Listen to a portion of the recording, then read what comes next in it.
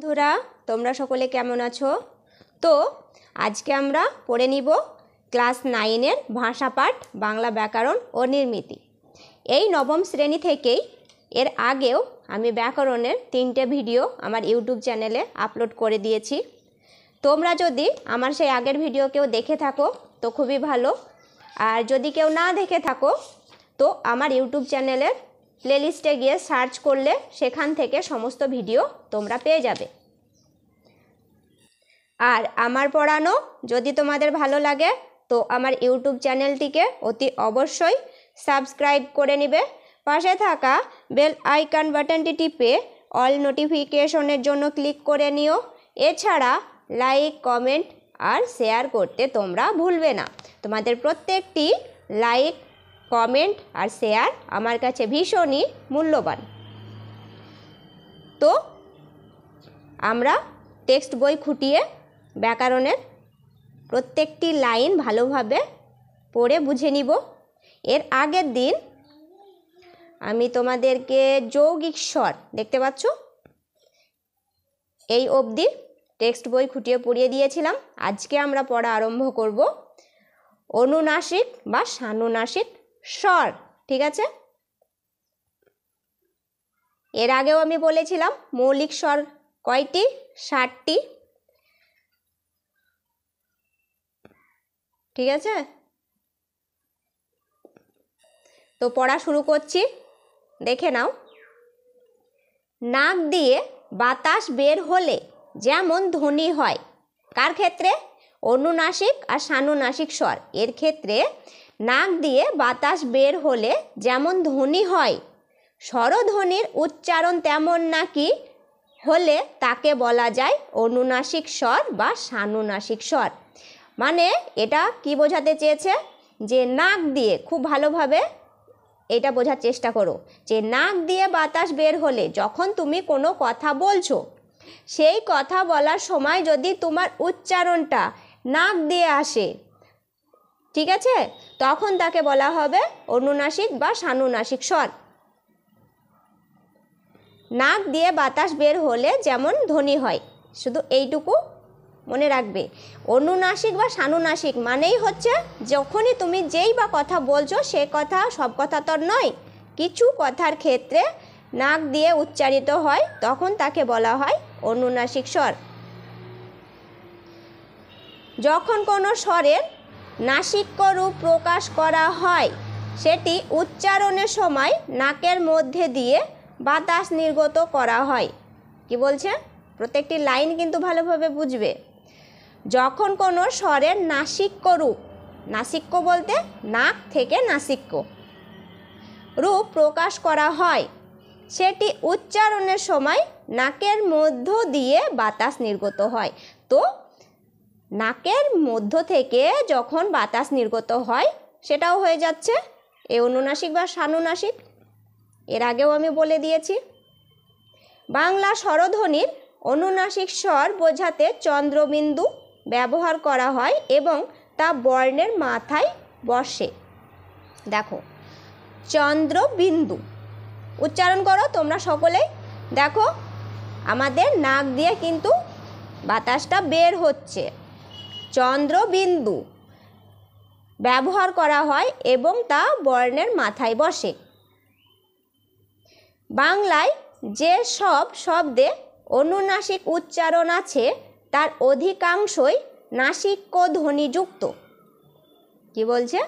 যে বাংলায় যে সব শব্দে অনুনাসিক উচ্চারণ আছে, এই যে অনুনাসিক উচ্চারণটা যখনই থাকবে তার অধিকাংশই কি হবে? নাসিক্য, মানে নাক দিয়ে বাতাস বের হয়, তাকেই বলা হচ্ছে নাসিক্য ধ্বনি বা অনুনাসিক বা সানুনাসিক ধ্বনি। কোনো মূল শব্দ যেমন অঙ্গ, ম, ন, তোমরা এই 3টে যে বর্ণ রয়েছে, বর্ণগুলো উচ্চারণ করে দেখো। দেখো, তোমাদের উচ্চারণটা নাক দিয়ে আসবে এবং বাতাসটাও কিন্তু নাক দিয়ে বের হচ্ছে। অঙ্গ, ম, দন্তান্ন। ঠিক আছে? কোনো মূল শব্দ থেকে ধ্বনি পরিবর্তনের মধ্যে দিয়ে এসেছে, যেমন বংশী গ্রেটার দেন বাঁশি, ঠিক আছে, উচ্চারণগুলো করো। দেখো প্রত্যেকটির উচ্চারণের পর তোমাদের নাক দিয়ে বাতাসটা বের হবে। বঙ্ক গ্রেটার দেন বাঁক, পঙ্ক গ্রেটার দেন পাঁক, উচ্চারণ হচ্ছে তো নাক দিয়ে। অন্ধকার গ্রেটার দেন আধার, চন্দ্র চাঁদ ইত্যাদি। বুঝতে পারছো? তো এগুলো হচ্ছে কার উদাহরণ? এগুলো এই যে অনুনাসিক আর সানুনাসিক এর উদাহরণ হচ্ছে এগুলো। ঠিক আছে, তো অনুনাসিক স্বর কাকে বলে খুব সহজভাবে বুঝে নাও। যখন কোনো ধ্বনি উচ্চারণের সময় আমাদের নাক দিয়ে বাতাস বের হয় বা নাক দিয়ে উচ্চারিত হয় তাকেই বলা হয় অনুনাসিক বা সানুনাসিক স্বর। এবং তার উদাহরণ কি? এই যে বংশী বাঁশি, বঙ্ক বাঁক, পঙ্ক পাঁক, অন্ধকার আধার, চন্দ্র চাঁদ, এগুলো সবই হচ্ছে এর উদাহরণ। আতাত আতেল এগুলোও কিন্তু ওরই উদাহরণ প্রভৃতি। বিদেশি শব্দের বাংলা রূপান্তরেও বেশ কিছু অনুনাসিক স্বর লক্ষ্য করা যায়। কথ্য বাংলায় কাঁচ, কথ্য বাংলায় কি কি উদাহরণ রয়েছে? বিদেশি শব্দের উদাহরণ এগুলো। আর কথ্য বাংলার উদাহরণ দেখে নাও। কাঁচ, পুঁথি, হাসপাতাল প্রভৃতি শব্দের উচ্চারণে অনাবশ্যকভাবে অনুনাসিকতা লক্ষ্য করা যায়। ঠিক আছে, তো এগুলো হচ্ছে সবই অনুনাসিক বা সানুনাসিক এর উদাহরণ। কোয়েশ্চেনে বলতেও পারে যে কথ্য বাংলার অনুনাসিক বা সানুনাসিক স্বরের উদাহরণ দাও দুটি। এই যে কাঁচ, পুঁথি, হাসপাতালের মধ্যে লিখে দেবে। আবার যদি বলে বিদেশি অনুনাসিক বা সানুনাসিক স্বরের দুটি উদাহরণ দাও, তখন এই যে আতেল আতাত এগুলো হবে। ঠিক আছে,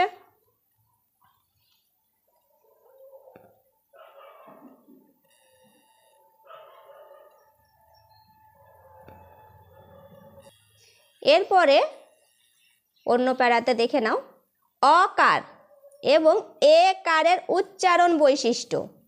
এই দুই বর্ণের যে উচ্চারণ বৈশিষ্ট্য সেগুলো আমরা এবার জেনে নিব। বাংলায় অকার এর উচ্চারণে স্বাভাবিক উচ্চারণ অ ও বিকৃত উচ্চারণ বা পরিবর্তিত উচ্চারণ ও লক্ষ্য করা যায়। কি বোঝাতে চেয়েছে? বাংলায় কোন ক্ষেত্রে বলেছে? বাংলার ক্ষেত্রে অকার এর উচ্চারণে স্বাভাবিক উচ্চারণ কি বলছে? অই আসে। ও এছাড়াও ও বিকৃত মানে বিকৃতর ক্ষেত্রে, বিকৃত, ঠিক আছে, বিকৃতর ক্ষেত্রে উচ্চারণ, বিকৃত বলতে যেটা আদৌ হচ্ছে না কিন্তু বিকৃতভাবে সেটাকে করা হচ্ছে কাজটা, সেটাকে বলা হচ্ছে উচ্চারণ বা পরিবর্তিত উচ্চারণ ও লক্ষ্য করা যায়। পরের প্যারা অসীম, অবলা, অতল, অবাক প্রভৃতির উচ্চারণে অকারের স্বাভাবিক উচ্চারণ এবং অতীত, অতিশয়, সত্য, পরশু ইত্যাদি উচ্চারণে পরিবর্তিত উচ্চারণ লক্ষ্য করা যায়। আর একবার বুঝিয়ে দিচ্ছি কি বলছে। অসীম, অবলা, অতল, অবাক প্রভৃতির উচ্চারণে অকারের স্বাভাবিক উচ্চারণ, এগুলো হচ্ছে স্বাভাবিক মানে এগুলো হওয়া উচিত। ঠিক আছে, এবং অতীত, অতিশয়, সত্য, পরশু ইত্যাদি উচ্চারণে পরিবর্তিত উচ্চারণ লক্ষ্য করা যায় মানে বিকৃত করা হয়েছে হালকা। ঠিক আছে, যেটা এখানে বোঝানো হয়েছে যে বিকৃতভাবে ও চলে আসে, তখন যেমন অতীত, তখন অটা কিন্তু ও হয়ে যাচ্ছে, তোমরা উচ্চারণ করো অতীত আসছে না কিন্তু অতীত আসছে। যেমন অতিশয় আসছে না, অ আসছে কি? আসছে না। অতিশয় মানে ও উচ্চারিত হয়ে যাচ্ছে এর ক্ষেত্রে। সত্য দন্ত স আসছে, সত্য মানে বিকৃত। পরশু ও আসছে, দেখো প ওরশু মানে পয়ের পর আমরা যখন উচ্চারণটা করছি সেটা কিন্তু ওতে, মানে এগুলো এই যে দেওয়া রয়েছে উদাহরণ, এগুলোতে কি হয়েছে যে অকারে যে বিকৃত উচ্চারণ সেটাকে করা হয়েছে। ঠিক আছে, বুঝতে পেরেছ?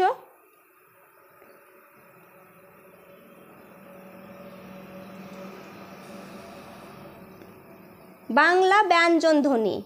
এতক্ষণ আমরা কি পড়ছিলাম? স্বরধ্বনি। বাংলা স্বরধ্বনি সম্পর্কে আমরা পড়ছিলাম এবং সমস্ত কিছু আমরা জেনেও নিয়েছি আশা করছি। এরপর আমরা পড়ব বাংলা ব্যঞ্জন ধ্বনি। কাকে বলে দেখে নাও ব্যঞ্জন ধ্বনি? যে ধ্বনি উচ্চারণের সময় মুখবিবরে কোথাও না কোথাও শ্বাসবায়ু সম্পূর্ণরূপে বাধাপ্রাপ্ত হয় তাকে ব্যঞ্জন ধ্বনি বলে। কি বলছে?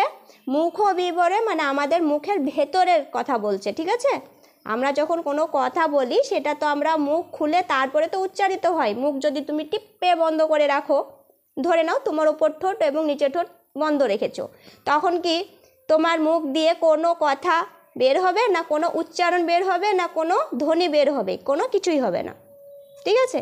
তো সেটাই বোঝাতে চেয়েছে। এই মুখবিবরটা হচ্ছে যখন তুমি কথা বলছো তখন মুখ খুলে বলছো, তো মুখের ভেতরের অংশের কথাগুলো বলা হচ্ছে। কাকে বলে? ব্যঞ্জন ধ্বনি মানেই হচ্ছে যে ধ্বনি উচ্চারণের সময় মুখের ভেতরে কোথাও না কোথাও শ্বাসবায়ু সম্পূর্ণরূপে বাধা পাবে, তাকেই বলা হবে ব্যঞ্জন ধ্বনি।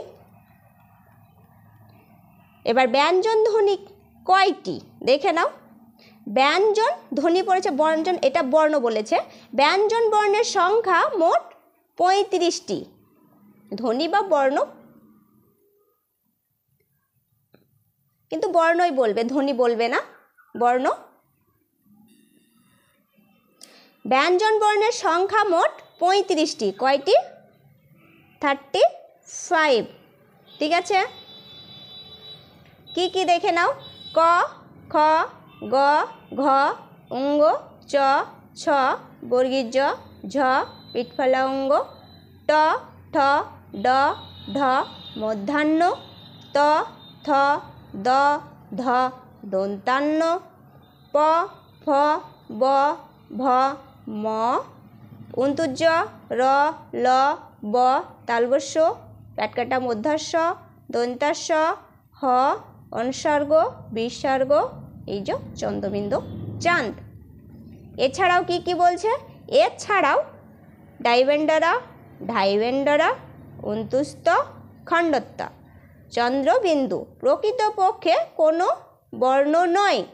চন্দ্রবিন্দু কি বলছে? চন্দ্রবিন্দুটা কোনো একটা বর্ণ নয় প্রকৃতপক্ষে, ঠিক আছে? এটা কিন্তু মনে রাখবে যে বর্ণ নয় কে, সেটা হচ্ছে চন্দ্রবিন্দু। স্বরধ্বনির অনুনাসিকতার চিহ্ন আর খণ্ডত্ব হলো ত ধ্বনির প্রকারভেদ। কি বলছে? স্বরধ্বনির অনুনাসিকতার চিহ্ন আর খণ্ডত্ব হলো ত ধ্বনির প্রকারভেদ। মানে এই যে খণ্ডত্ব, আমি খণ্ডত্বও লিখতে পারি এবং তও লিখতে পারি। মানে খণ্ডত্ব বললেও কিন্তু ত উচ্চারিত আসছে, ত তো তো আসছেই। তো খণ্ডত্ব হলো ত ধ্বনির প্রকারভেদ, ঠিক আছে? এটাই বোঝাতে চেয়েছে। পরের প্যারা, ব্যঞ্জন ধ্বনির সংজ্ঞায় শ্বাসবায়ুকে যে বাধা দেওয়ার কথা আছে সে বিষয়ে একটু আলোকপাত করা যাক। শ্বাসবায়ু যখন স্বরযন্ত্রের মধ্য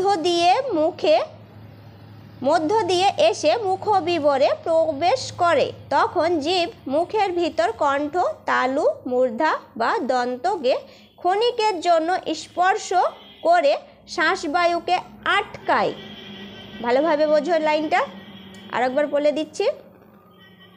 ব্যঞ্জন ধ্বনির সংজ্ঞায় কি বলছে? শ্বাসবায়ুকে যে বাধা দেয়। আমরা ব্যঞ্জন ধ্বনির সংজ্ঞায় কি জেনেছিলাম? যে ধ্বনি উচ্চারণের সময় মুখবিবরের কোথাও তো বাধা সম্পূর্ণরূপে পাবে, কোথাও না কোথাও, মানে সম্পূর্ণরূপে বাধা পাবে, একটু আধটু নয়, তাকেই ব্যঞ্জন ধ্বনি বলে। তো সেটাই বোঝাতে চেয়েছে। দেওয়ার কথা আছে সে বিষয়ে একটু আলোকপাত করা যাক। শ্বাসবায়ু যখন স্বরযন্ত্রের মধ্য দিয়ে, মানে সেই বিষয়ে একটু জেনে নাও, এই লাইনটার মানে হচ্ছে সেটা। শ্বাসবায়ু যখন স্বরযন্ত্রের মধ্য দিয়ে এসে মুখবিবরে প্রবেশ করে। কি বলছে? শ্বাসবায়ুটা যখন স্বরযন্ত্রের মধ্যে দিয়ে আমার মুখের ভিতরে অংশে প্রবেশ করে তখন জিভের মুখের ভিতর কণ্ঠ, কণ্ঠ বলতে এই যে গলার কাছের যে নলিটা থাকে না, সেটাকে বলা হচ্ছে কণ্ঠ, তালু মুখের ভিতরের উপরের অংশটা, মূর্ধা বা দন্তকে, দন্ত তো বুঝতেই পারছো দাঁত, ক্ষণিকের জন্য স্পর্শ করে শ্বাসবায়ুকে আটকায়। কি বলছে? এই সবগুলো কিন্তু কি করে? এরাই কিন্তু এই যে শ্বাসবায়ুকে ক্ষণিকের জন্য একটু আটকায়। আবার অনেক সময় জিভের বদলে ঠোঁট দুটি পরস্পরকে ছুঁয়ে শ্বাসবায়ুকে বাধা দেয়। এছাড়াও কে শ্বাসবায়ুকে বাধা দেয়? ঠোঁট দুটি। কণ্ঠ বাধা দেয়, তালু বাধা দেয়, মূর্ধা বা দন্ত বাধা দেয়, আর ঠোঁট দুটিও কিন্তু বাধা দেয়। এভাবে জন্ম বা ব্যঞ্জন ধ্বনিগুলির, তো কি বলছে? যে এভাবে জন্ম নিয়েছে ব্যঞ্জন ধ্বনিগুলির। বুঝতে পারছো? তার বেশি বলছি না, পরের টপিকে চলে এসো। উচ্চারণের সময় ও শ্বাসবায়ু বের হওয়ার সময়ে সৃষ্ট বাধার প্রকৃতি অনুযায়ী ব্যঞ্জন ধ্বনি প্রধানত 8 প্রকার। কি বলছে? উচ্চারণের সময় ও শ্বাসবায়ু বের হওয়ার সময়ে, এই দুটোই মানে উচ্চারণের সময় আর শ্বাসবায়ু বের হওয়ার সময়ে সৃষ্ট বাধার প্রকৃতি অনুযায়ী, কিন্তু যে বাধা সৃষ্টি হয় তার প্রকৃতি অনুযায়ী, উচ্চারণের সময় ও শ্বাসবায়ু বের হওয়ার সময়ে সৃষ্ট বাধার প্রকৃতি অনুযায়ী ব্যঞ্জন ধ্বনিকে কয় ভাগে ভাগ করা হয়? তাই তো, সেটা হচ্ছে 8 ভাগে। দেখে নাও। 1 স্পৃষ্ট, 2 ঘৃষ্ট, 3 ঊষ্ম, 4 কম্পিত, 5 তাড়িত, 6 পার্শ্বিক, 7 নাসিক্য, 8 মহাপ্রাণ। এছাড়া স্বর ও ব্যঞ্জনের মাঝামাঝি অর্ধস্বরের ভূমিকা লক্ষণীয়। ঠিক আছে, তো কয়টি ভাগ পড়ে নিয়েছি? এই 8টি। পরের প্যারা, উচ্চারণের সময় শ্বাসবায়ু সম্পূর্ণ বাধাপ্রাপ্ত হয়ে বেরিয়ে এলে উচ্চারিত হয় স্পৃষ্ট ব্যঞ্জন ধ্বনি। ওখানে আমরা উচ্চারণের প্রকৃতি ও শ্বাসবায়ু বাধা প্রকৃতি অনুযায়ী কয় ভাগে ব্যঞ্জন ধ্বনিকে ভাগ করা হয় সেটা আমরা জেনেছিলাম, সেটি হচ্ছে 8 ভাগে। এবার সেই 8 ভাগের সংজ্ঞাগুলি এখানে দেওয়া রয়েছে। যে স্পৃষ্ট ব্যঞ্জন ধ্বনি কাকে বলে কোশ্চেনে আসতেই পারে 2 নম্বর। উত্তর হয়ে যাবে উচ্চারণের সময় শ্বাসবায়ু সম্পূর্ণ বাধাপ্রাপ্ত হয়ে বেরিয়ে এলে তাকেই বলা হয় স্পৃষ্ট ব্যঞ্জন ধ্বনি। তার উদাহরণ কি কি? ক, ট, ত, প।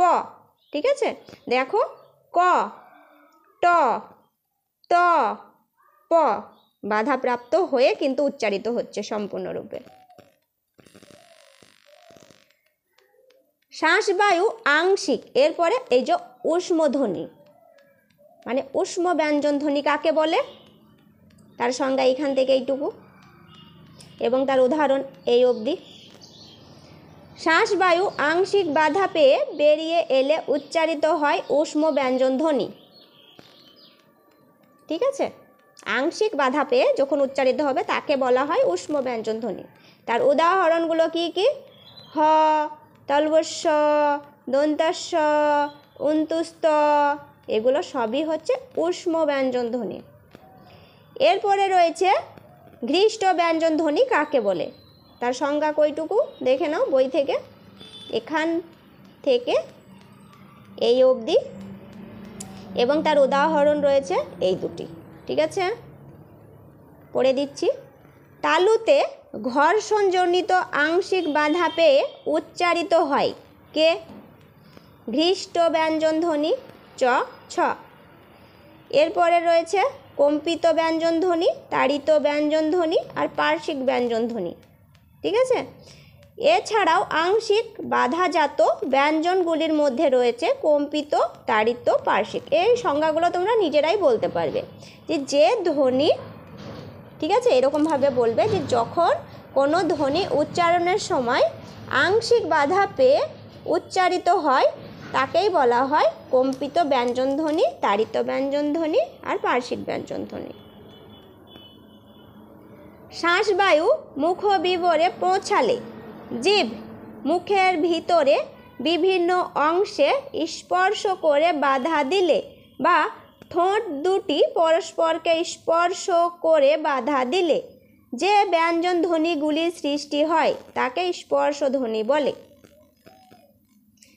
আর একবার বলে দিচ্ছি, শ্বাসবায়ু মুখ বিবরে মানে মুখের ভেতরে পৌঁছলে জিভ মুখের ভেতরে বিভিন্ন অংশকে স্পর্শ করে বাধা দিলে বা ঠোঁট দুটি পরস্পরকে স্পর্শ করে বাধা দিলে যে ব্যঞ্জন ধ্বনিগুলি সৃষ্টি হয় তাকে কি বলা হয়? এই যে স্পর্শ ব্যঞ্জন ধ্বনি বা স্পর্শ ধ্বনি। এখান থেকে এই লাইন অবধি স্পর্শ ধ্বনির সংজ্ঞা। ঠিক আছে, উদাহরণ কি? ম থেকে মানে ধ থেকে ম পর্যন্ত 25টি ধ্বনি হলো স্পর্শ ধ্বনি।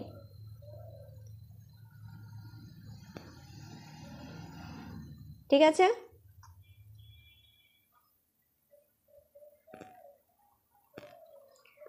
তো আজকে এই অবধি। এর পরের দিন পরের যে টপিকটা রয়েছে এখান থেকে আমি তোমাদেরকে পড়িয়ে দিব। আমার ভিডিও দেখার জন্য তোমাদের সকলকেই থ্যাংক ইউ।